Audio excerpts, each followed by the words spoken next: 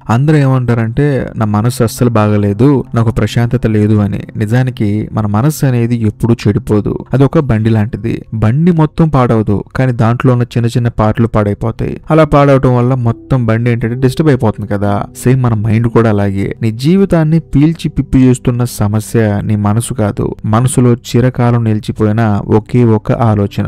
ఆ ఒక్క ఆలోచనను గుర్తించి దాన్ని క్లియర్ చేస్తే చాలు, నీ జీవితం సూపర్ హ్యాపీగా మారిపోతుంది. ఆ ఆలోచన ఏంటి, అది ఎందుకు అలా నిలిచిపోతుంది, దాన్ని ఎలా అధిగమించాలి, ఇవన్నీ తెలుసుకోవాలంటే ఈ వీడియో చివరి వరకు చూడండి. ఫస్ట్ అసలు సమస్య ఏంటో చూద్దాం. సమస్య మనసులో ఉందని మనం అనుకుంటాం, కానీ అసలు మనసు అంటే ఏంటి? మనసు అంటే ఒక ప్రత్యేకమైన వస్తువు కాదు. అది కేవలం మన కళ్ళు, చెవులు, ముక్కు ద్వారా బయట ప్రపంచం నుంచి లోపలికి వచ్చే ఆలోచనల సమూహం. అంటే బంచ్ ఆఫ్ థాట్స్ మాత్రమే. నీ ఇంట్లో సోఫాలు, ఫ్రిడ్జ్లు ఉన్నంత మాత్రాన అది ఇల్లు అయినట్లు నీ మెదడులో ఆలోచనలు ఉన్నంత మాత్రాన అది మనసు అవుతుంది. ఇప్పుడు మనం ఎదుర్కొనే బాధ, కోపం, ఫ్రస్ట్రేషన్, నిరాశ ఇవన్నీ ఎప్పుడు వస్తాయి? అవి నిలిచిపోయిన ఆలోచనల వల్ల మాత్రమే వస్తాయి. మన ఆలోచనలు రెండు రకాలు. ఒకటి వచ్చిపోయే ఆలోచనలు. ఉదాహరణకి దాహం వేస్తే నీరు తాగటం, ఆకలేస్తే అన్నం తినటం, ఇవన్నీ వెంటనే చేసే పనులు. ఆ తర్వాత వెంటనే మాయమైపోయే ఆలోచనలు. వన్స్ నువ్వు మంచినీళ్ళు తాగిన తర్వాత నీకు మళ్ళీ మంచినీళ్ళు తాగాలనే ఆలోచన ఎప్పటికో వస్తుంది కదా, అలాగే.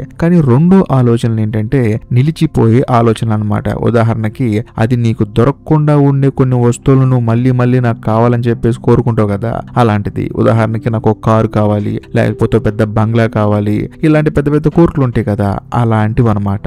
ఈ రెండో రకమైన ఆలోచనలే మన జీవితంలో సమస్యలన్నిటికీ కారణం. అసలు సమస్య ఎందుకు వస్తుందంటే నిలిచిపోయిన ఆలోచనలే కోరికగా మారుతాయి, అంటే డిజైర్స్ గా మారుతాయి. ఈ కోరిక ఎప్పుడు బాధగా మారుతుందో తెలుసా? అది నీ మనసులో ఎక్కువ కాలం నిలబడినప్పుడు. ఒక ఆలోచన వచ్చింది, దాన్ని సాధించడానికి నువ్వు వెంటనే యాక్షన్ తీసుకోలేదు, వదిలేను లేదు.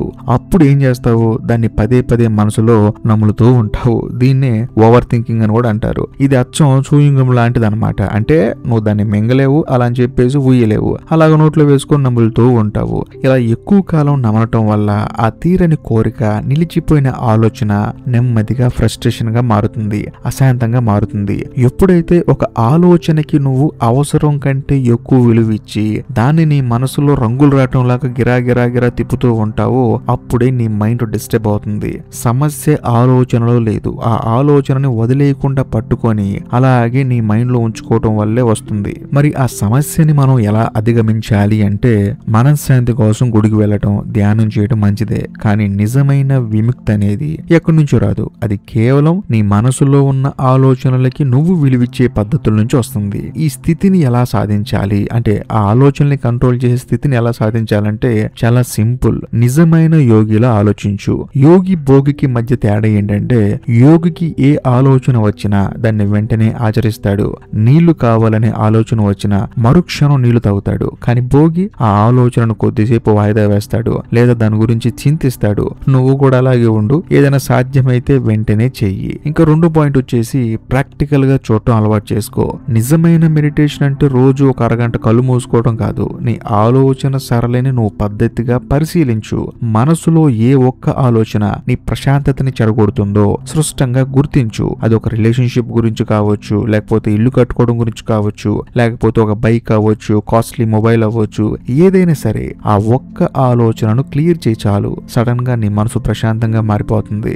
మారడం చాలా ఈజీ. నీ ముందు ఎప్పుడు రెండు దారులు ఉంటాయి.